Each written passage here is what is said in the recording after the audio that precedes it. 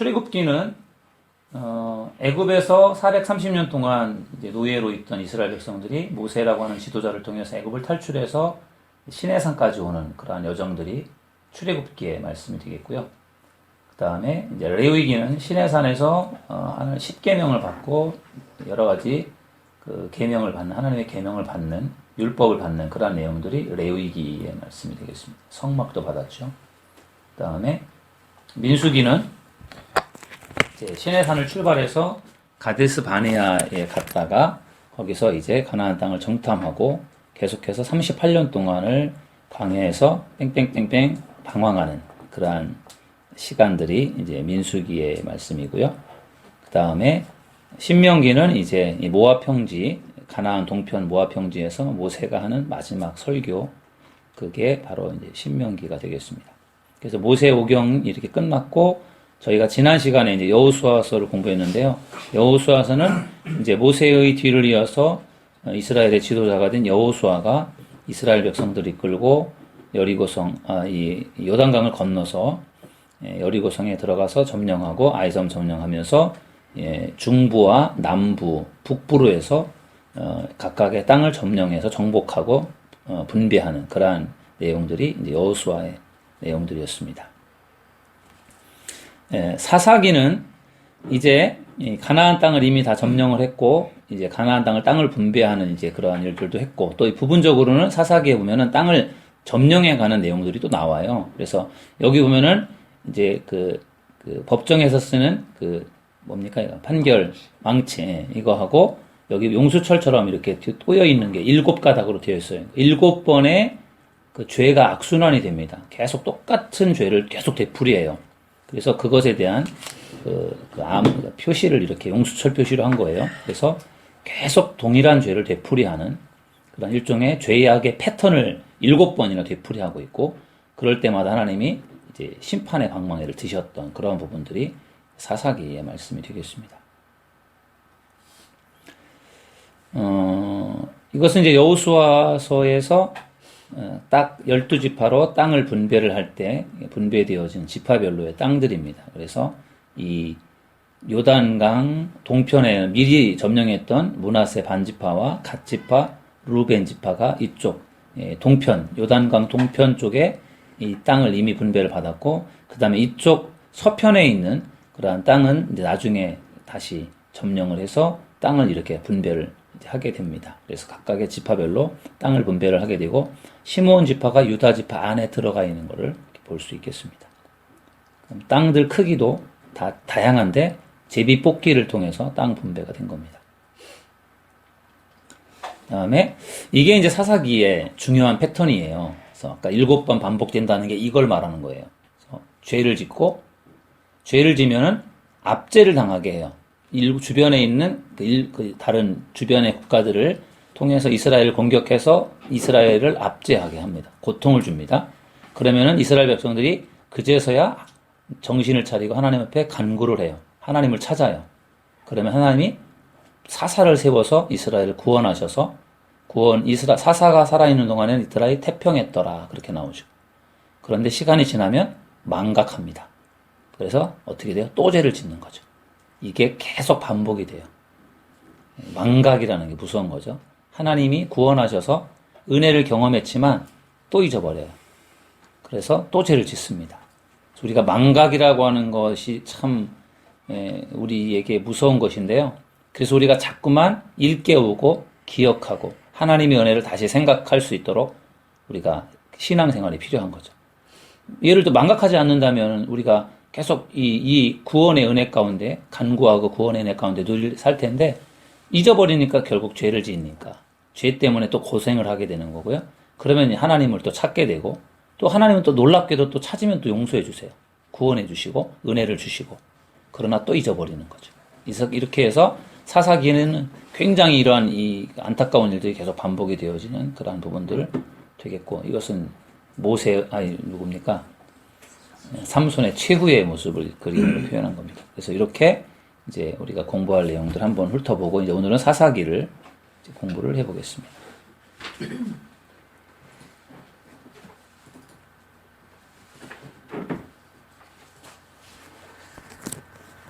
여러분 교재 188페이지가 되겠습니다. 188페이지를 보시면 사사기는 사사시대의 역사를 기록한 책이에요. 사사들의 시대, 사사들이 활동했던 보통 12명 혹은 뭐 13명이라고도 하는데 사사로 포함시키기도 하고 안 하기도 하기 때문에 보통은 12명이라고 합니다. 사사시대에는. 그리고 사무엘로 가면은 엘리 제사장하고 그리고 사무엘이 나오는데요. 그 사람들은 사사기에는 없지만 사무엘상에 나오는 두 분을 사사로 포함을 해요. 그래서 보통 사사를 14명이라고 합니다. 사사기에는 12명이 나오고 사무엘에 나오는 엘리 제사장과 사무엘도 사사로 포함을 해요. 그래서 사무엘이 마지막 사사입니다. 그래서 그러한 사사기에는 사사들이 활동했던 왕이 아직 세워지기 전에 어떤 지도자들이죠. 하나의 중요한 지도자들인 사사들이 어떤 활동하는 그러한 역사를 기록한 책이 바로 사사기가 되겠습니다. 그래서 사사시대를 흔히 영적 암흑기라고 그렇게 말을 해요. 굉장히 불신앙적이고 우상숭배로 인해서 계속해서 죄를 짓는 그러한 정말 암흑기, 하나님을 찾지 않는 그러한 암흑기라고 볼 수 있겠고요. 그 이유는 죄악의 순환시대였기 때문에 그래요. 계속해서 죄를 되풀이하는 그러한 일로 인해서 영적 암흑기와 같은 시기가 바로 사사시대가 되겠습니다. 서론을 보겠습니다. 누가 기록했느냐. 지금까지 우리가 창세기, 출애굽기, 레위기, 민수기, 신명기까지는 모세가 기록했고 여호수아는 여호수아가 기록했고 사사기에는 누가 기록했는지를 잘 몰라요. 정확하게는 모른다. 왜? 성경에 누가 썼다라고 하는 것에 대해서 언급이 되지 않습니다.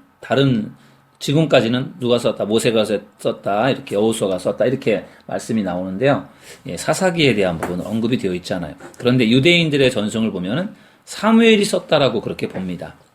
사무엘은 사사시대와 왕정시대를 잇는 대표적인 인물이었습니다.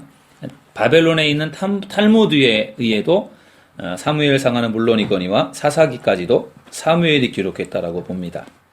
그래서 정확하게 성경에 나와 있지 않지만 정황으로 볼 때 사무엘이 기록했을 가능성이 높다 그렇게 봅니다.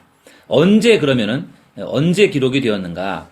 다루는 연대는 주전 1380년에서부터 1045년까지 대략적으로 335년.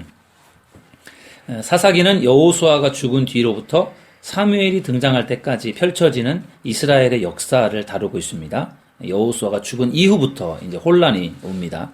모세와 여호수아까지는 괜찮았는데 그 이후로 이제 혼란에 빠지게 됩니다. 사사시대는 마지막 사사인 사무엘이 생존하여 사역한 기간 30년을 포함하면 대략 365년이라고 그렇게 볼 수 있겠습니다.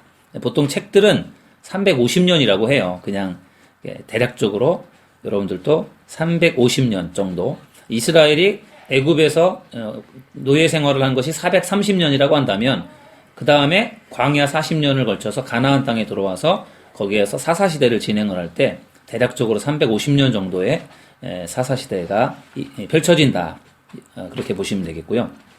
사사들이 모두 이스라엘 전역을 통치하는 것은 아니었기 때문에 어떤 사사들의 통치 기간은 중복될 수도 있습니다. 그래서 부분적으로 왕하고 다른 것은 전체를 다 다스린 것이 아니라 지역에서 이렇게 활동했고 쓰였던 이들이기 때문에 왕하고는 다른 그러한 통치의 모습을 볼 수 있습니다. 189페이지를 보시면 기록 연대입니다. 언제 그럼 기록이 되었는가? 학자들은 사사기가 사무엘 시대에 기록되었다라고 봅니다.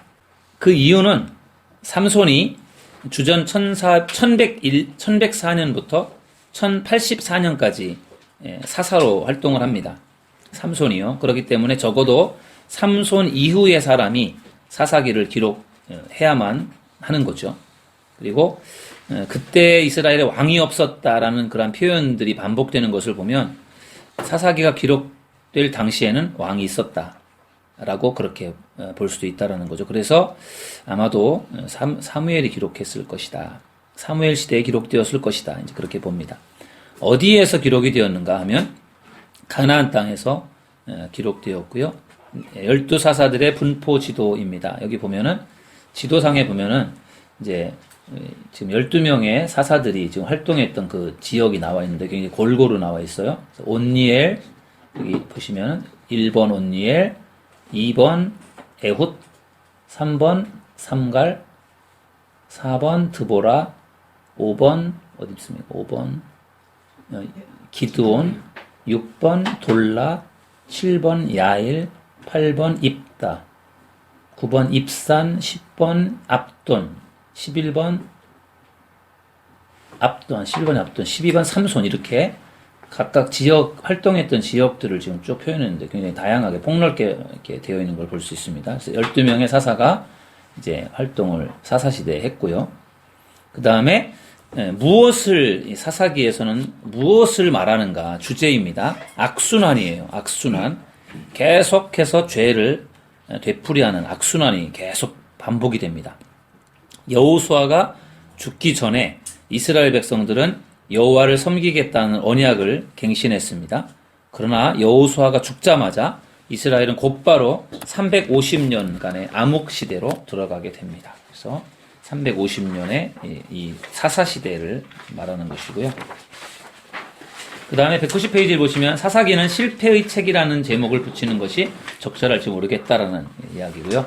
사사기는 이스라엘 민족이 각기 자기의 소견에 옳은 대로 행하며 죄, 종노릇, 간구, 구원, 평화, 이러한 이 주기가 7번 반복이 되는 역사를 기록합니다. 아까 제가 보여드렸던 크로스웨이에서는 요거랑 조금 다르게 설명했지만 거의 비슷한 유형이에요. 아까 망각이라고 했는데 그게 이제 평화의 시간이 되면서 망각이 된 거예요. 이런 것들이 7번 반복이 되고 있고요. 남부 지역, 북부 지역, 중앙 지역, 동부 지역, 서부 지역으로 배교가 하나님을 떠나서 우상을 숭배하는 그것이 점점 퍼져나가는 것을 볼 수 있고요. 이스라엘은 보상과 처벌이라고 하는 장치로는 그들의 잘못된 점을 고칠 수 없었다. 보상을 많이 준다고 해서 성장하는 것도 아니고 무섭게 처벌해서 정신 차리고 돌아오는 것도 아니고요. 잊어버려요, 금방. 그러니까 그것만으로는 결국은 잘못된 점들을 고치지 못했다라는 것을 볼 수 있고, 성숙해져야 되는데 성숙해지지가 않는 거죠. 잠깐 동안 채찍을 맞으면 정신이 바짝 들었다가 시간이 지나면 또 잊어버리는 거죠. 그게 되풀이가 됩니다. 그러면서도 이제 오래 참으시는 하나님에 대한 모습이 나와요. 하나님은 이스라엘 백성들이 회개할 때마다 용서하셨다. 그렇게 잘못하고 그렇게 못된 짓을 하는데도 또 용서해. 또 간구하고 하나님 찾으면은요, 또 사사를 세워서요, 외적을 물리쳐 주시고 평화롭게 만들어 주시고 계속해서 기다리시고 참으시는 하나님의 모습을 볼 수도 있습니다. 그래서 이스라엘 민족이 생존한 것은 군사적 영웅이나 게릴라 전술 때문이 아니었다. 그것은 그들을 향한 하나님의 끊임없는 사랑 때문이었고, 하나님은 그들을 잊지 않으셨고, 그래서 수도 없이 그들에게 사사들을 보내셔서 그들이 새 출발할 수 있도록 하셨습니다. 사사기에 나타나는 예수 그리스도의 모형 우리가 늘 각 성경마다 보았는데요. 여기에 나타나는 사사들이 하나의 예수 그리스도의 모형이다라고 보면 되겠습니다. 그래서 사사는 하나님의 백성의 구원자이면서 통치자, 제사장, 선지자의 역할을 감당했습니다. 이 세 가지 직분은 그리스도 안에서 완성이 된다라는 거죠. 통치자, 왕, 일종의 제사장, 선지자, 이 세 가지 역할을 감당하는 분이 바로 예수님께서 이 세 가지를 다 완성하시는 거죠. 그래서 사사는 그 여호수아가 죽은 이후부터 왕정, 사울왕이 왕정 시대로 펼쳐지는 그 시작되기 전까지의 이방 민족의 압제로부터 민족을 구원하는 지도자들이 바로 사사들이 되겠습니다. 그래서 하나님은 고비 때마다 이런 그 사사들을 세워주셔서 민족을 구원하게 그렇게 하십니다. 핵심 구절은 두 가지가 있는데, 하나는 사사기 2장 20절에서 21절입니다. 같이 한번 읽어보시죠. 여호와께서 이스라엘에게 진노하여 이르시되 이 백성이 내가 이스라엘 조상들에게 명령한 언약을 어기고 나의 목소리를 순종하지 아니하였은즉 나도 여호수아가 죽을 때에 남겨둔 이방 민족들을 다시는 그들 앞에서 하나도 쫓아내지 아니하리니. 아멘. 하나님의 말씀에 순종하지 않았기 때문에 하나님도 이방 사람들을 이제 그냥 내버려 두시겠다라고 하는 그런 말씀이고요. 그 다음에 91페이지로 가시면 사사기 21장 25절 마지막 절이죠. 읽어보시죠. 그때에 이스라엘에 왕이 없으므로 사람이 각기 자기의 소견에 옳은 대로 행하였더라. 아멘. 여호수아가 살아있는 그 동안에는 여호수아가 생존해 있을 때까지는 백성들이 하나님을 섬겼습니다. 그런데 사사기를 보면은 하나님을 섬기지 않고요, 자신들을 자기의 소견에 오른 대로 행했다라는 것은 하나님을 믿은 게 아니라 자기를 믿었던 거예요. 그래서 그로 인한 혼란, 영적 혼란기가 오게 됩니다. 어떻게 기록되어 있는가? 사사기는 대부분 산문체, 설화로 기록되어 있고 드보라와 바락의 노래는 시로 기록되어 있습니다. 사사기는 연대선으로 기록되지 않았다는 것, 또 이거 우리가 기억해야 될 부분이에요. 그래서 사사기는 연대선으로 기록된 것이 아닙니다. 시간적으로 볼 때는 뒷부분에 있는 17장에서 21장이 오히려 3장에서 16장보다 앞선 사건들이라고 보는 것이 맞고요.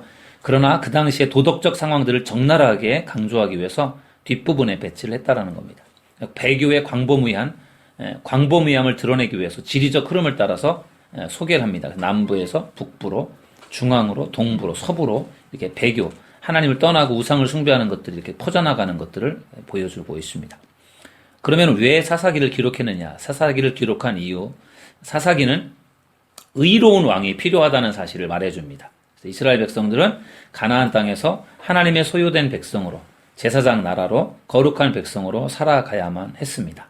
그러나 여호수아 이후에 겨우 한 세대가 지났을 뿐인데 이스라엘 백성들은 제사장 나라로서 거룩한 백성으로서의 정체성을 잃어버립니다. 그래서 이스라엘이 정체성의 위기, 리더십의 위기에 봉착한 것이고, 이스라엘은 믿음과 순종이 부족해서 그들의 왕이신 하나님을 바로 섬기지를 못했습니다. 사사기는 의로운 왕이 필요하다라는 사실을 말해줍니다. 6번, 따라서 사사기는 신정 정치에서 왕정 정치로 이어지는 연결고리 역할을 하게 됩니다. 그래서 하나님이 통치하던 그러한 상황에서 왕들이 통치하는 그 사이로 가는 그런 과도기에 사사들이 이제 쓰임을 받는 시대가 되겠습니다. 192페이지 보시면 사사기는 이스라엘의 7번의 악순환, 이게 이제 거기 사사기의 핵심적인 부분들입니다. 7번의 이 죄의 악순환을 통해서 하나님께서 우리에게도 상벌 관계와는 다른 뭔가 내밀하게 깊이 이어지는 관계를 원하신다는 사실을 알려주기를 원하신다는 거죠. 상을 주시고 벌을 주시는 그게 다가 아니라 그걸 통해서 더 하나님은 가까워지고 친밀해지길 원하시는데 그게 지금 안 되고 있는 거예요. 모세는 자녀들의 신앙교육을 강조했습니다. 그리고 그러나 가나안에 정착한 이스라엘 백성들은 가나안에 정착하는 문제는 잘 배우고 가르쳤을지 모르지만 전쟁을 알지 못하는 세대를 향해 바른 신앙교육을 감당하지 못합니다. 그래서 가나안에 들어가서 하나님을 다 잊어버려요. 자녀들에게 신앙교육이 제대로 이어지지가 않은 겁니다. 이스라엘은 안락한 삶만을 원했지 제사장 나라로서의 사명을 다하지 못했고 하나님과의 깊은 관계를 소중히 여기지 않습니다. 박스에 보시면 이스라엘은 하나님과의 친밀한 관계를 잃어버리는 것보다 편안한 삶을 잃어버릴까봐 더 두려워했습니다. 인생에 어떤 일이 일어나든 하나님과 함께 있는 것이 최고의 축복임을 아직 잘 몰랐던 것이죠. 그래서 그 가나안에 가서 정착하면서 편안하게 살아가는 그것에 급급하다 보니까 하나님을 멀리하게 됐고 또 가나안에 있는 가나안 족속들로 인한 우상 숭배에 빠져들게 되는 것이죠. 결국 하나님은 7번의 악순환을 통해서 하나님의 마음을 알려주시고요. 우리에게는 예수 그리스도라는 심장이 이식되어야 한다는 거죠. 예수님의 마음을 가져야 하나님과의 관계를 소중히 여기고 하나님의 마음을 시원케 해드리는 거룩한 나라, 그의 소유된 백성, 제사장 나라가 될 수 있다라는 겁니다. 그래서 서론 부분을 이렇게 보았고요. 내용으로 돌아가셔서 193페이지를 보시겠습니다. 193페이지. 사사기의 개요는 주제는 악순환이에요. 죄의 악순환이 7번 되풀이가 되고 있고 연대로 볼 때는 주전 1380년에서부터 1045년까지 되겠고요. 365년이라고 이렇게 보고 있네요. 가나안 땅에서 있었던 일들이 되겠습니다. 크게 세 부분으로 나누어지는데 첫 번째는 이스라엘의 타락이 1장부터 3장 7절까지 가나안을 완전히 정복하지 못한 이스라엘에 대한 이야기들이 나옵니다. 그래서 각 지파별로 이 가나안 족속들을 다 쫓아내지 못한 것, 그것에 대해서 실패라고 이렇게 표현을 합니다. 유다의 실패, 여호수아가 죽었습니다. 그리고 베색을 정복했고 예루살렘과 헤브론을 정복했습니다. 갈렙에게 헤브론 산지가 주어졌죠. 그래서 갈렙의 아우 그나스의 아들 온니엘이 드빌을 점령하게 되고, 그렇지만 철병거를 소유한 골짜기의 가나안 주민을 쫓아내지 못했습니다. 여러분 오른쪽 옆에 1장 19절 말씀을 다 같이 한번 읽어보시죠. 여호와께서 유다와 함께 계셨으므로 그가 산지 주민을 쫓아내었으나 골짜기의 주민들은 철병거가 있으므로 그들을 쫓아내지 못하였으며. 아멘. 계속 정복을 지금 하고 있는 과정들을 볼 수 있습니다. 그런데 완벽하게 정복하지 못하고 부분적으로 그 가나안 주민들을 쫓아내지 못하게 되는 그런 것이 결국은 큰 걸림돌이 됩니다. 그 다음에는 이번에 베냐민의 실패입니다. 예루살렘의 여부수 족속을 쫓아내지 못했다. 그렇게 나와 있고요. 요셉 지파도 마찬가지로 실패를 합니다. 에브라임의 실패, 베델을 정복하는 데 그쳤고, 므낫세의 실패, 194페이지 보시면 스불론, 여기 자세하게 내용들을 소개하지 않았는데요. 스불론의 실패, 아셀의 실패, 납달리 실패, 단의 실패, 이 내용들은 점령하지 못했다라는 이야기들이 어느 지역에 대해서 점령하지 못했다라는 그런 내용들이 나옵니다. 그래서 단의 실패는 해변 저지대의 아모리 족속을 몰아내지 못했다 이렇게 되어 있네요. 산지의 작은 정착지로 만족해야 됐다. 그럼 이스라엘이 실패한 주된 이유가 뭐냐? 주된 원인은 뭐냐? 여호와의 사자가 이스라엘 백성들이 그 기업을 얻지 못하는 일이 없도록 여호와와의 맺은 언약을 지키라고 경고하기 위해서 복임에 나타났다는 거죠.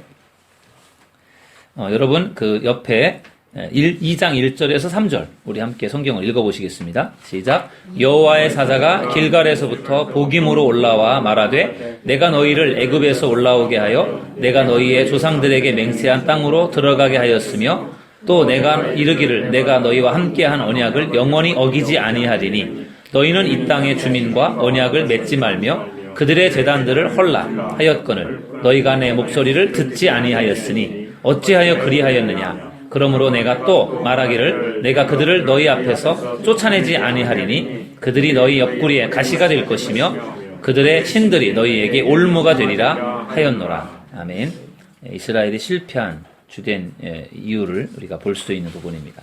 그것은 옆에 우리 2번에 나와 있는 가나안 땅의 주민과 언약하지 말라는 그런 말씀을 듣지 않고 가나안 사람들이 이스라엘 백성들의 옆구리에 가시가 되고 가나안의 신들이 이스라엘 백성들에게 올무가 되었습니다. 그래서 이스라엘 백성들이 소리를 높여 울었고 그곳 이름을 우는 자들이라는 뜻을 가진 복임으로 지었습니다. 완전히 답은 정복하지 못한 것에 대한 하나님의 심판이에요. 경건한 세대가 다 죽었습니다. 그리고 하나님의 심판이 설명이 됩니다. 죄와 구원에 반복되는 주기가 계속 되풀이가 되고요. 이스라엘은 가나안 사람들이 섬기던 바알과 아스다롯을 섬깁니다. 하나님을 섬기는 것이 아니라 바알과 아스다롯을 섬깁니다. 그래서 제가 이제 바알과 아스다롯에 대해서 설명을 좀 드릴게요. 여기 보면은 교재에 보면은 바알은 가나안 사람들이 섬기던 지역 신들 가운데 하나로 사람과 농작물의 다산과 관련되어 있고요. 아스다롯은 바알과 쌍을 이루는 여신, 바알의 아내입니다. 그리고 다산을 기원하는 제의와 연결되어 있습니다. 그래서 바알과 아스다롯이 있는데 바알의 부인이 아스다롯이에요. 바알의 아버지는 엘신입니다. 엘신. 그리고 엘신의 부인이 아세라예요. 우리 보통 성경을 보면은 바알과 아세라라고 나와요. 그게 아세라가 바알의 엄마예요.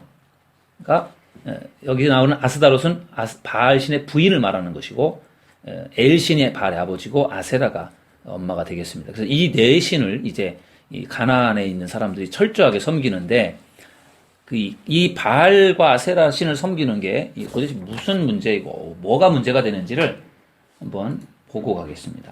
이게 이제 가나안 사람들의 신앙인데요.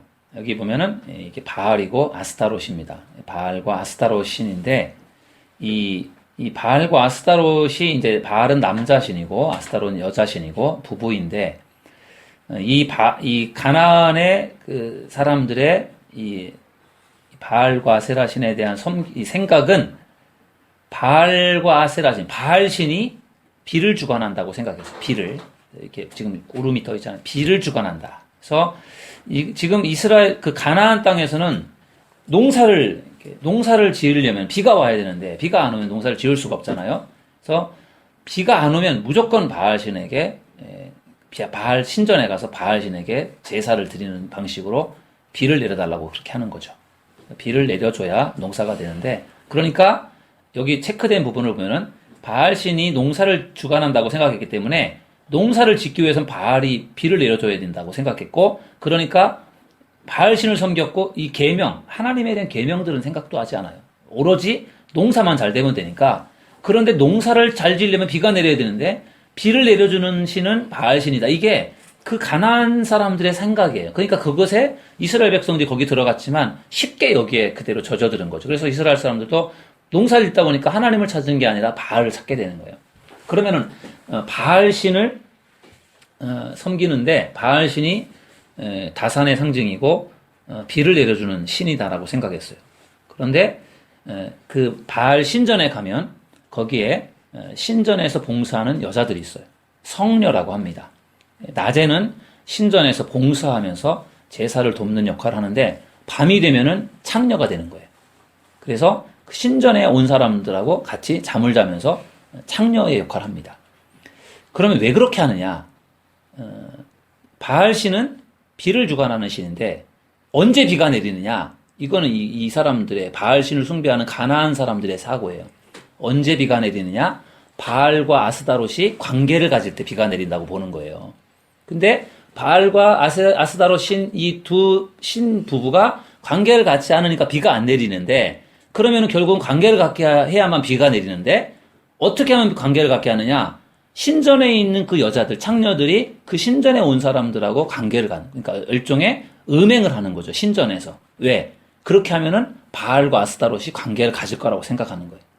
그게 그들의 신앙이에요. 그래서 그렇게 해서 거기서 신전에서 음행이 이루어진 거고 신전에 여자들이 많았던 거고, 그래서 그렇게 해서 바알과 아스다롯이 관계를 가져서 비가 내리게 해줘야 그 사람들이 가나안 땅에서 농사를 지으면 살 수 있으니까, 그러한 생각이 가나안의 종교고 바알 아세라신을 섬겼던 그 가나안 사람들의 생각이에요. 그래서 그들이 바알과 아세라신을 섬겼던 거고, 신전에서 그러한 문란한 일들과 음행이 이루어졌던 것이 바알과 아스타롯으로 하여금 비를 내려주도록 하는, 그것으로 인해서 그들이 그렇게 한 거죠. 그러니까 그들의 신앙이요, 우리가 생각할 땐 말도 안 되는 거잖아요. 거룩한 신전에서 음행을 하고 있다라는 거는, 이거는 우리로서는 상상할 수 없는 일인데 그들은 그렇게 하는 게 비를 내리는 거라고 생각했기 때문에 그렇게 한 거예요. 그러니까 굉장히 문란한 거죠.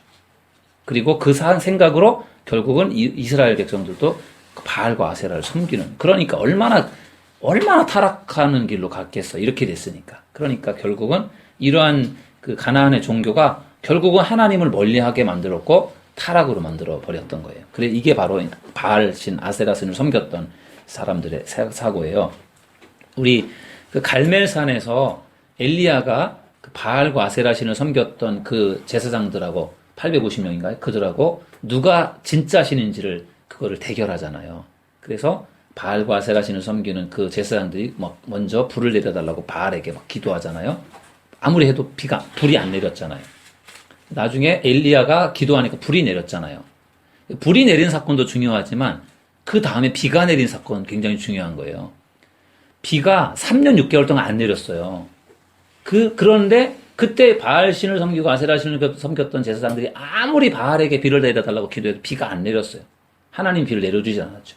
그때 엘리야가 기도를 하잖아요. 3년 6개월 동안 가물 것이고, 그 다음에 하나님 앞에 기도를 했을 때 그 갈멜산에 불이 내린 다음에 바로 기도를 하잖아요. 그럴 때 하나님이 비를 내려주시잖아요. 그걸 통해서 비를 주관하는 게 하나님이라는 것을 이 엘리야가 다시 가르쳐 준 거예요. 그래서 그 사람들을 다 끌고 가서 바알과 아세라신을 섬겼던 제사장들을 다 죽이잖아요. 기손강에서 다 죽였잖아요. 그렇게 해서 다 죽였는데, 그러나 결국은 또 우상으로 또 이렇게 되어지는 것을 볼 때, 이 불 내리는 것도 중요하지만 비가 내렸던 이 사건이 굉장히 중요한 게, 비를 주관하는 신이 바알이라고 생각했던 그 가나안 사람들과 이스라엘 사람들의 생각을 깨뜨린 거예요. 하나님이 비를 내려주신다는 것을 보여준 거거든요. 그래서 이게 우리가 바알과 아세라신을 섬기는 그 이스라엘 그 가나안 족속들의 신앙을 우리가 이해하는데 이게 도움이 될 것 같아서, 여기 지금 그림이 그런 거예요. 이 신전에 있는 바알과 아세라신을 신에 있는 신전에 있는 사람들이 관계를 가져서 이 바알과 아스타롯으로 하여금 관계를 가져서 비를 내려주는, 그걸 지금 표현한 거예요. 이런 생각이 바로 그들의 신앙이었습니다. 195페이지를 보시겠습니다. 대적들이 시험의 도구로 남겨졌다. 그래서 하나님께서 이스라엘 백성들을 징계하시고 자신들을 향한 그들의 충성심을 시험하기 위한 도구로 사용하시기 위해 가나안 족속들을 비롯한 여러 거민들을 그 땅에 남겨뒀다라는 것을 볼 수 있고요. 이스라엘이 이방 족속들과 결혼을 합니다. 하나님은 이방 족속들과의 결혼을 금지하였는데 이스라엘은 이방 족속들과의 결혼이라고 하는 가장 확실한 방법을 통해서 하나님께 불성실함을 드러냈다는 겁니다. 그 다음에 이제 중심을 이루는 게 두 번째 7번의 악순환이에요. 그래서 3장 7절에서부터 16장 31절까지 거의 그 사사기서의 대다수가 바로 이 부분이 되겠습니다. 사사기를 푸는 중요한 열쇠가 바로 이 7번의 악순환이고 이 반복되는 게 5가지의 이 악순환은 죄악, 심판, 회개, 구원, 그리고 평안, 평화, 혹은 망각 이렇게 이 5가지의 주제 패턴이 계속 되풀이 됩니다. 그래서 결국 이스라엘 백성들의 죄악의 근본은 뭐냐면요, 영적 건망증이에요. 잊어버리는 거. 그리고 우상 숭배입니다. 그게 계속 되풀이 돼요. 그래서 12명의 이제 사사들을 우리 간략하게 여기 정리된 것들을 한번 보면서 사사들을 한번 정리해 보도록 하겠습니다. 첫 번째는 온니엘입니다. 온니엘이라고 하는 사람, 갈렙의 조카이면서 동시에 갈렙의 사위입니다. 그래서 온니엘이 이제 첫 번째 사사가 되겠습니다. 언제냐? 이스라엘이 주전 14세기 후반에 8년간 구산 리사다임의 지배를 받습니다. 그래서 메소포타미아 왕 구산 리사다임의 지배를 받게 되고 이것은 사실은 하나님의 심판이었죠. 심판을 받은 이스라엘이 회개합니다. 그러면 하나님이요 온니엘이라고 하는 사사를 세워서 이스라엘의 구산 리사다임 메소포타미아 왕을 물리치고 이제 평화가 지속되는 거죠. 그러나 또 시간이 지나면 또 죄를 짓습니다. 두 번째는 에훗이라는 왼손제비 사사인데 언제 이스라엘이 18년간 에글론을 섬겼습니다. 모압왕 에글론의 지배를 받은 거예요. 죄 때문에. 그래서 에훗이 조공을 바치는 것처럼 가장을 하고 모압으로 가서 에글론 모압왕 에글론을 찔러 죽입니다. 단검으로 가슴을 찔러 죽이는 용기 있는 모습을 보여주었고요. 그 다음에 삼갈 언제 주전 1200년경에 블레셋을 이제 대적하는 블레셋의 어떤 그런 지배를 받게 되는데 이 삼갈이 소를 모는 막대기로 블레셋 사람 600명을 쳐 죽입니다. 삼손도 나귀턱뼈로 1000명을 쳐 죽이잖아요. 아마 이 삼시들이 힘이 센 것 같아요. 삼갈도 그렇고 삼손도 그렇고요. 600명을 쳐불려 이건 대단한 거잖아요. 그래서 전 그런 괴력을 가지고 있었던 사람들이 사사로 부름받았던 걸 볼 수 있고요. 그 다음에 196페이지 보시면 드보라입니다. 유일한 여성 선지자가 되겠습니다. 드보라가 부름을 받는데 언제냐 하면 에훗이 세상을 떠난 후에 이스라엘 백성들이 다시 하나님을 떠납니다. 사사가 죽은 다음에 사사의 그 다음에 또 하나님을 떠나는 그 죄를 또 짓는 거죠. 그래서 대적 하솔을 중심으로 통치하는 가나안의 왕 야빈이 철병거 900대를 가지고 있었고 이스라엘을 20년간 학대를 합니다. 고통을 당하는 하나님이 벌 주시는 거죠. 이때 드보라라고 하는 이제 사사가 이제 하나님의 부름을 받아 활동을 합니다. 여성을 사사로 세우신 것은 개인의 상황이 사사가 되는데 가장 중요한 요소가 아님을 말해준다는 걸 볼 수 있고요. 이스라엘은 여호와의 나라였으며 그분의 결정에 따라서 그 나라를 구원하셨다라는 걸 볼 수 있습니다.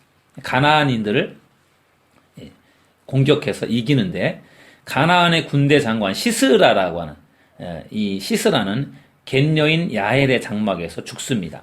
그래서 여러분 왼쪽에 중간에 보면 4장 21절 말씀 읽어보시죠. 시작. 그가 깊이 잠드니 헤벨의 아내 야엘이 장막을 말뚝을 가지고 손에 방망이를 들고 그에게로 가만히 가서 말뚝을 그의 관자놀이에 박음에 말뚝이 꿰뚫고 땅에 박히니 그가 기절하여 죽으니라. 아멘. 대단한 용기 있는 여성입니다. 헤벨의 아내 야엘. 이 사람은 사사는 아니에요.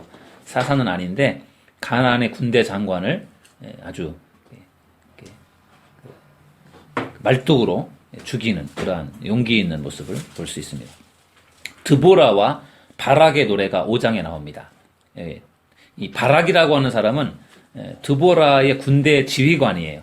그래서 아까 제가 사사가 12명인데 13명이라고 하는 사람도 있는데 그 13명이라고 하는 사람은 이 바락이라는 사람을 사사로 포함시키기 때문에 그런 이야기를 해요. 그래서 보통은 이제 군대 지휘관이다라고 보기 때문에 드보라는 사사로 포함하지만 바락을 포함시키지 않는데 더러는 바락도 사사로 포함시키는 사람이 있습니다. 그래서 그런 관계고요. 드보라와 바락, 드보라의 활동 시기 40년 동안 평화가 지속됐다라는 것을 볼 수 있고요. 그 다음에 기드온, 우리가 잘 알고 있는 기드온이 6장부터 9장까지 꽤 길게 나오죠. 많은 분량을 차지합니다. 이스라엘의 범죄로 인해서 하나님이 미디안 족속을 통해서 이스라엘을 어려움을 겪게 합니다. 그래서 7년 동안 이스라엘이 미디안의 학대를 받습니다. 하나님이 기드온을 부르시고 포도주 틀에서 밀을 타작하던 기드온에게 여호와의 사자가 나타나셨고 기드온은 그곳에서 여호와를 대표하는 용사로서 제사를 드렸습니다. 그 다음에 197페이지 가셔서 하나님은 자신을 하찮게 여기는 사람들을 택해서 위대한 일을 행하시곤 한다. 기드온 같은 경우 자기가 정말 하찮은 사람이다라고 생각했지만 하나님이 그를 통해서 위대한 일을 하시는 걸 볼 수 있습니다. 양털기도 양털을 제외한 다른 땅에 비가 내리게 해달라. 그럼 내가 믿겠다. 또 나중에는 그렇게 해주시니까 또 이제는 이번에 양털에만 비가 내리게 해주시고 이슬이 내리게 해주시고 다른 곳에는 이슬이 내리지 않게 해달라. 그렇게 했을 때 하나님이 또 그렇게 해주셔서 정말 하나님이 함께 하시고 도와주신다라는 것을 확신하게 만들어 주셨죠. 미디안을 이깁니다. 무려 13만 5천 명의 미디안 족속들을 쳐 물리치는데 이 미디안과의 싸움을 위해서 기드온이 군사를 모집했는데 3만 2천 명의 군사들이 모였습니다. 3만 2천 명이라고 해도 13만 5천 명에 비하면 턱없이 모자라고 어림없는 숫자죠. 그런데 두려워 떠는 2만 2천 명을 돌려보내서 10,000명만 남습니다. 그런데 그 10,000명 중에서도 너무 많다고 하나님께서 말씀하셔서 손으로 물을 움켜서 입에 대고 핥아먹는 사람, 그런 사람 300명을 제외하고 나머지는 다 돌려보내서 기드온의 300용사가 남게 됩니다. 옆에 오른쪽 맨 꼭대기에 7장 2절을 우리 이읽어보시죠. 시작. 여호와께서 기드온에게 이르시되 너를 따르는 백성이 너무 많은즉 내가 그들의 손에 미디안 사람을 넘겨주지 아니하리니 이는 이스라엘이 나를 거슬러 스스로 자랑하기를 내 손이 나를 구원하였다 할까 함이니라. 아멘. 우리가 잘 싸워서 이겼다. 아예 그렇게 말 못하도록 최소 인원 300명으로 탁 줄여버린 거죠. 그리고 적군이 꾼 꿈과 특이한 공격법이죠. 나팔을 불고 항아리를 깨뜨리고 횃불을 들고 여호와와 기드온의 칼이여라고 외칩니다. 하나님이 함께 하셨고 그래서 자기들끼리 치고받고 하면서 13만 5천 명이 다 몰살을 당하게 됩니다. 기드온이 이제 사사로서 다스리게 됩니다. 기드온이 왕이 되어달라 요청을 받습니다. 여호와만이 왕이시라는 사실을 인식하고 있었기 때문에 거부합니다. 그러나 금으로 에봇을 만들고 결국 이 에봇이 우상이 됩니다. 그러면서 또 이스라엘이 또 타락의 길로 가게 됩니다. 오른쪽 밑에 있는 성경 구절 8장 23절 읽어보시죠. 시작. 기드온이 그들에게 이르되 내가 너희를 다스리지 아니하겠고 나의 아들도 너희를 다스리지 아니할 것이요 여호와께서 너희를 다스리리라 하니라. 아멘. 기드온도 결국은 우상 숭배에 빠지게 됩니다. 누구도 예외가 될 수 없어요. 늘 겸손하지 않으면 한순간에 우상 숭배에 빠질 수 있습니다. 아비멜렉이라고 하는 그 왕이 등장합니다. 아비멜렉. 사사가 아니고 왕인데, 지금까지는 하나님이 심판하실 때 주변에 있는, 이스라엘 주변에 있는 그 7 부족들을 통해서 그들에게 고통을 당하게 하셨습니다. 그런데 이번에는 같은 나라의 왕인 이 아비멜렉을 통해서 이스라엘을 심판하셨어요. 그게 좀 다른 겁니다. 아비멜렉은 기드온이 첩을 통해 얻은 아들입니다. 기드온이 아들이 70명이었던가요? 하여튼 기드온이 자식을 많이 낳았는데 첩이 있었습니다. 첩을 통해 얻은 일종의 기드온의 서자죠. 그게 아비멜렉입니다. 근데 아비멜렉이 아주 정치적인 욕심이 있었어요. 그래서 하나님의 허락과 백성의 동의를 얻지 않고 스스로 왕이 되려고 합니다. 그래서 적수가 될 만한 이복 동생 70명을 다 제거하고 막내 아들 요담만 도망을 칩니다. 세겜에서 3년 동안을 다스리면서 백성들에게 아주 고통을 주었습니다. 한 여인이 던진 맷돌 윗짝에 맞아서 두개골이 깨어지면서 병기를 든 자의 칼에 의해서 죽습니다. 비참하게 죽습니다. 그 다음에 198페이지를 보시면 돌라라는 사사입니다. 이사갈 지파 출신의 사사, 부하의 아들이라고 되어 있고요. 에브라임 산지 3일에 거주했고 23년간 사사로 섬겼다. 돌라에 대한 이야기, 12명의 사사 중에 삼손이나 기드온이라든지 입다라든지 이렇게 스토리가 있는 사사가 있는가 하면은 한 줄 간단하게 언급되어 있고 그가 뭘 하는지도 모르는 그런 사람들도 여러 나옵니다. 야일 같은 경우도 그렇습니다. 22년 동안 길르앗 동편 지파의 사사로 섬겼다. 그렇게 나와 있고요. 그 네모 박스를 보시면 같이 한번 읽어보시죠. 사사기에서 진정한 영웅만을 찾는다면 사사의 반 정도는 무시해야 할 것이다. 하지만 사사기에서 중요한 것은 사사들의 영웅됨이 아니라 이스라엘에 대한 하나님의 역사하심이다. 한 줄밖에 안 나왔지만 그가 중요한 것이 아니라 하나님이 그를 통해서 이스라엘에 어떤 은혜를 주셨다라는 것을 보아야 된다라는 거죠. 동부전쟁, 입다라는 사람이 등장합니다. 입다. 이스라엘의 범죄, 언제? 주전 1125년 이스라엘이 가나안 신들뿐만 아니라 그 주위 나라들의 신들까지도 섬기게 됩니다. 대적, 서편의 블레셋 족속과 동편의 암몬 족속들이 있고요. 암몬 족속은 18년 동안 이스라엘을 괴롭혔습니다. 여러분 왼쪽에 있는 성경을 한번 읽어보시겠습니다. 얼마나 이스라엘이 타락하고 있는지. 이스라엘 자손이 다시 여호와의 목전에 악을 행하여 바알 신들과 아스다롯과 아람의 신들과 시돈의 신들과 모압의 신들과 암몬 자손의 신들과 블레셋 사람들의 신들을 섬기고 여호와를 버리고 그를 섬기지 아니하므로. 아멘. 아멘 하기도 무섭네요. 예? 하나님을 버리고 온갖 잡동사니 신들을 다 섬기고 있어요. 그게 사사시대예요. 길르앗의 미스바에 모여서 지도자를 구합니다. 입다가 부름을 받았어요. 입다는 기생의 아들이었습니다. 입다가 사사로 섬깁니다. 이스라엘이 300년 동안 평화롭게 살아왔다는 사실을 상기시키면서도 암몬 족속과 타협을 시도합니다.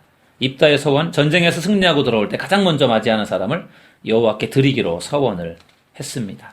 그의 딸이 가장 먼저, 무남동녀, 그의 딸이 가장 먼저 맞이했고, 그래서 결국 그 딸을 서원한 대로 제물로 바칩니다. 199페이지. 하나님께서 입다의 딸을 향기로운 예물로 받으셨을까요? 그렇지 않습니다. 하나님은 모세의 율법을 통해서 사람 제물을 바치는 것을 금하셨기 때문입니다.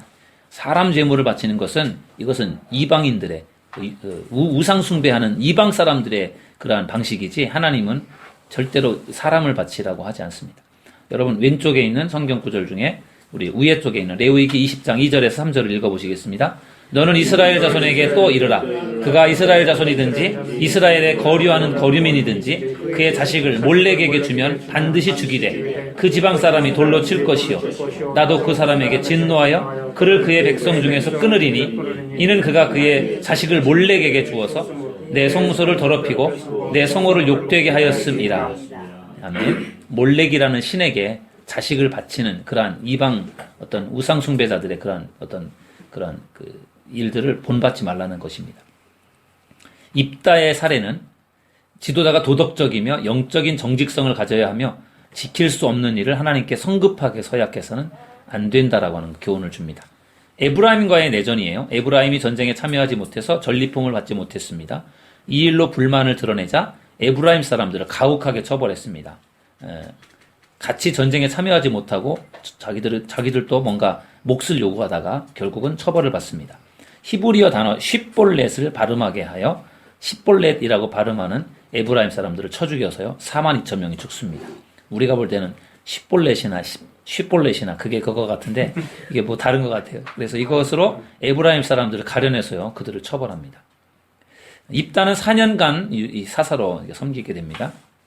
그 다음에 입산 베들레헴에서 다스렸고 30명의 아들과 30명의 딸을 두었고 7년간 사사로 섬겼고 엘론 북쪽 스불론 출신 지파 출신이고 10년간 사사로 섬겼습니다. 120페이지 압돈 에브라임 지파 출신이고 아들 40명 손자 30명 자식도 엄청 많이 낳네요. 8년간의 사사로 섬겼습니다. 삼손이죠. 가장 많은 지면을 할애하고 있는 사사가 삼손입니다. 무려 13, 14, 15, 16 넉장에 걸쳐서 삼손의 이야기가 다뤄지고 있습니다. 그래서 드보라도 많이 나와 있고요. 기드온에 대한 것도 많이 나와 있고 삼손에 대한 이야기들도 많이 나와 있어서 우리가 보통 사사기를 읽다 보면은 우리의 인상 속에 많이 남는 사람들이 삼손, 기드온, 드보라인 이유가 분량이 그들이 많이 나와 있어요. 삼손이 특히 많이 나와 있는데요. 삼손의 출생은 사사기에 기록된 마지막 사사이고요. 한 번도 군대를 이끌어 본 적이 없는 사사예요. 보통 사사들은 군대를 이끄는 장관들이고 군인 그런 지도자들인데 삼손은요 개인 플레이를 하지 군대를 이끌지 않아요. 좀 사사로서는 조금 좀 미흡합니다. 태어나기 전에 천사에게 고지를 받은 유일한 사사였고 나시린이었습니다. 특별해요. 나시린은 포도주를 마시거나 죽은 시체에 가까이 하거나 자신의 머리를 깎을 수 없습니다. 이 나시린의 서약이라고 그래서 포도주를 마시면 안 되고 시체를 가까이 해도 안 되고 머리를 잘라도 안 됩니다. 이게 나시린의 서약인데 삼손이 이 세 가지를 다 어겨요. 대적은 블레셋입니다. 블레셋은 우리가 잘 알고 있는 골리앗이 블레셋의 장수였잖아요. 늘 이스라엘 주변에서 괴롭혔던 국가가 블레셋입니다. 블레셋에게 40년 동안 압제를 당하게 됩니다. 근데 이 블레셋에게 40년을 압제를 당하는 동안에 이스라엘이 회개했다라는 그 구절이 없어요. 40년 동안을 고생을 해도 하나님을 잘 안 찾아요.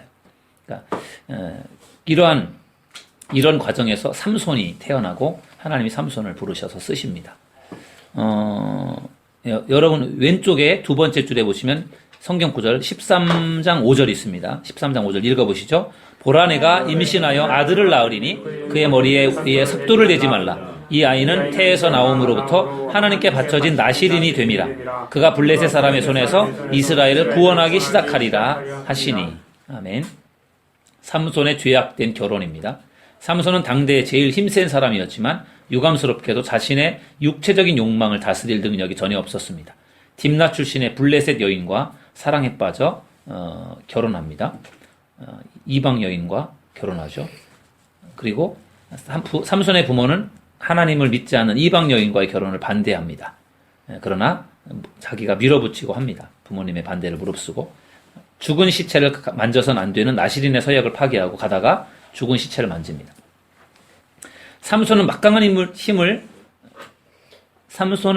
힘을 영적 지도자보다는 골목대장에게나 어울리는 방법으로 허비했다. 그러니까 쓸데없는 데 힘을 다 써버려요. 수수께끼를 해가지고 그거를 또 맞추면은 여우 가죽인가요? 가죽 주기로 해가지고 그것 때문에 또 죽이고 어떤 쓸데없는 데 힘을 다 쓰는 그런 경우들을 볼 수 있습니다. 삼손이 사사로 섬기는 게 20년이었고 20년 동안에 정말 공적으로 막 이렇게 나라를 위해서 이스라엘을 위해서 헌신하는 경우들은 거의 없어요. 개인적인 감정으로 막 죽이는 그런 일들을 많이 했습니다. 삼손의 실패, 들릴라의 유혹에 넘어가서 머리를 자름으로써 나시린의 서약을 파기합니다. 16장 19절 우리 왼쪽 맨 밑에 성경 구절 읽어보시죠. 들릴라가 삼손에게 자기 무릎을 베고 자게 하고 사람을 불러 그의 머리털 7가닥을 밀고 괴롭게 하여 본즉 그의 힘이 없어졌더라. 네. 2201페이지 수천 명의 사람이 삼손을 잡는 데 실패했지만 단 한 명의 여자가 그를 유혹하는 데 성공했습니다. 여자 한 명이 결국 삼손을 넘어뜨렸습니다. 세계를 지배하는 것은 남자지만 그 남자를 지배하는 건 여자다. 그 말 있잖아요. 그렇게 괴력의 사람, 어느 누구도 당해낼 수 없었던 사람을 여자가 잡았습니다. 바로 들릴라. 블레셋의 다곤 신전에서 최후의 죽음을 맞이합니다. 죄로 인한 엄청난 대가를 받습니다. 두 눈이 뽑히고 짐승처럼 맷돌을 돌리는 그런 일들을 하게 되고 결국은 그 다곤 신전에서 죽습니다. 죽으면서 죽인 사람의 숫자가 살았을 때 죽인 사람보다 더 많았다. 수천 명이 아마 그 신전에서 다 깔려 죽은 것 같습니다. 삼손에게 필요했던 것은 하나님이 주신 강한 체력만이 아니다. 그에게는 매일매일 하나님의 인도하심이 필요했다. 유혹을 이겨내고 하나님의 가장 선한 것을 바라며 장래의 소망을 위해 순간적 쾌락을 유보할 수 있는 힘을 여호와의 영께 간구해야 했다. 자신은 깨닫지 못했으나 삼손에게 필요했던 것은 그의 연약함을 돌보시는 하나님이었다. 하나님을 믿고 하나님의 인도하심을 받아야 되는데 자기 힘만 믿고 결국은 하나님 의지하지 않다가 비참하게 최후를 맞이하게 되는 사람이 바로 삼손입니다. 가장 큰 힘을 가지고 있었고 가장 은사가 많았지만 가장 허무하게 죽은 사람, 바로 삼손입니다. 이스라엘의 영적, 도덕적 부패, 마지막 17장에서 21장까지가 바로 세 번째 파트가 되겠습니다. 이스라엘의 종교적인 부패가 17장에서 18장까지 나오는데요. 이 사사기의 마지막 부분이 이스라엘의 어떤 내부적인 타락에 초점이 맞춰져 있습니다. 그리고 무려 이 5장에 걸쳐서 이스라엘의 아주 추잡한 일들이 나옵니다. 사사시대가 얼마나 타락되어 있었는지를 보여주는 일들이 나옵니다. 동성애, 윤간, 살인, 우상숭배, 대량 학살 이런 것들이요. 이 5장에 걸쳐서 아주 진짜 무섭게 나옵니다. 완전히 이스라엘은 영적 감각을 완전 상실해버리고요. 완전히 부패되어져 버립니다. 개인적인 우상숭배의 예가 17장에 나와 있습니다. 미가가 에브라임에서 은신상을 섬기는 이방 종교를 설립합니다. 자기 집에 은으로 신상을 만들어 놓고 우상을 숭배하게 되는 거죠. 그리고 예루살렘 출신의 떠돌아다니는 한 레위인을 개인 제사장으로 고용을 해요. 사사시대에는 레위인의 생계를 꾸려갈 수 있도록 제물을 내어놓는 사람들이 없었습니다. 하나님께 진실한 제사를 드리는 사람이 없는 사사시대에 레위인은 스스로의 생계를 책임져야만 했던 것이죠. 하나님을 잘 믿지 않으니까 레위인들이 별 필요가 없는 거죠. 레위인들이 결국은 이 백성들이 생계를 책임져야 되는데 책임을 지지 않으니까 결국은 자기들이 스스로 책임을 져야 하는 그러한 상황이 된 거죠. 그래서 제사장과 레위인은 하나님을 섬기는 데 집중할 수 없었고 시대는 더욱 하나님을 떠나고 결국은 그러다 보니까 떠돌아다니는 그러한 레위인이 있었고 그가 결국은 개인 제사장으로 이렇게 고용이 되는 그러한 일들이 생겨나는 거죠. 그 다음에 202페이지 보시면 지파적인 우상숭배의 예입니다. 단지파가 북쪽을 정복하러 가다가 미가의 제사장을 만납니다. 은으로 만든 우상들을 가지고 떠나 한 가정이 아니라 한 지파의 제사장이 되라고 권하게 되죠. 놀랍게도 고용된 제사장이 모세의 손자 요나단이었습니다.